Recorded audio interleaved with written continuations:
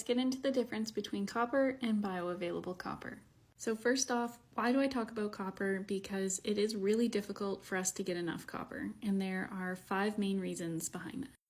I talk all about the movement of iron and why copper is so critical, and we can't move iron without copper. That's like step 1 that I discuss with my clients.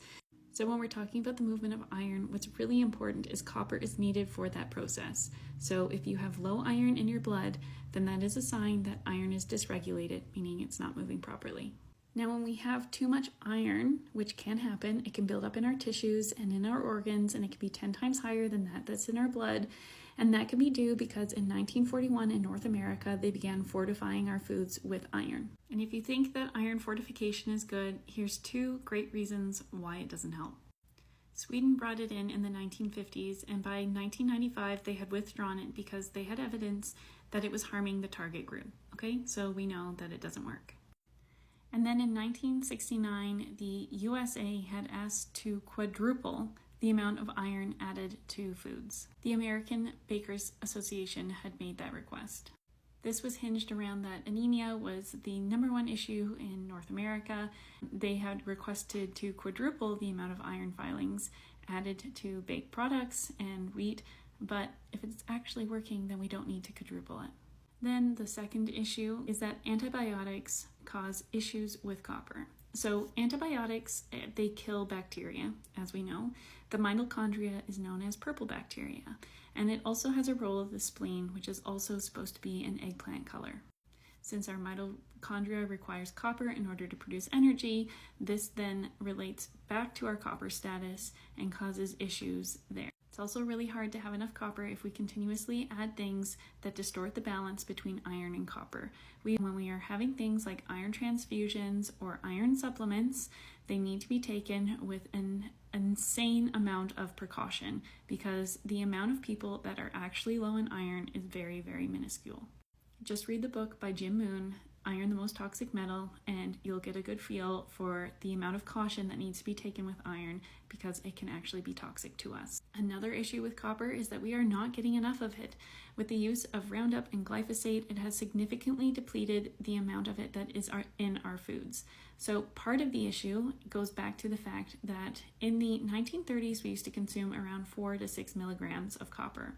Now we get 9/10 of 1 milligram, which means that over the last 100 years, we have reduced the amount of copper intake significantly. That's an issue. And what most people are not talking about is the emotional component that is attached to iron. If you look at the periodic table, Fe is the symbol for iron. Well, that is the beginning of fear, and fear attracts iron. So if we are in a state of fear or we are worrying lots, then we can be attracting iron to that, and that can cause more issues with our copper status. So now that I've explained to you some of the issues around why we don't have enough copper, let's talk about the difference between bioavailable copper and copper. So bioavailable copper has 3 key points. Number 1 is that it has enough copper in our body in order for us to use it. So remember what I'm talking about where we're not getting enough from just our food alone. That's issue number 1. Number 2 is that there is a ceruloplasmin that is made in our liver. It is the largest protein in the body and that is required to carry iron. So if you're not sure about the ceruloplasmin, go back and watch the second video at the end of this one that I have pinned on my page so that you can understand why the ceruloplasmin is so important, but we need to have it. If we don't have it, then copper isn't attached to the right protein and iron isn't moved properly. So that's the issue if we don't have enough of it. So that contributes to the bioavailability of copper. Number 3 is that we need it to be locked together. So we want copper to be locked to the ceruloplasmin. If you use that example of the bus that I love, think of how we have the bus, that's ceruloplasmin.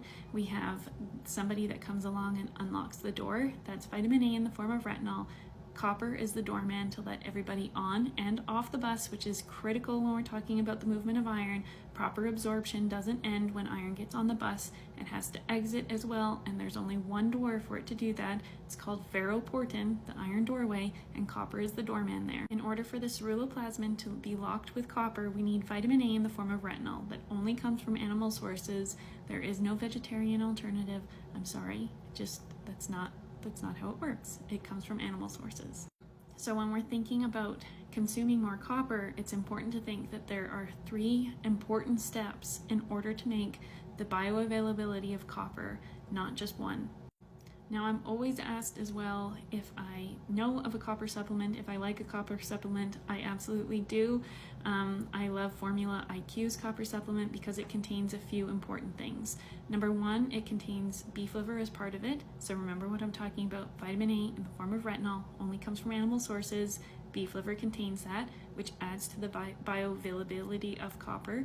So if you're just taking another copper supplement, it might not contain that. I don't think I know of any other copper supplement actually that does. So that is a huge point for me.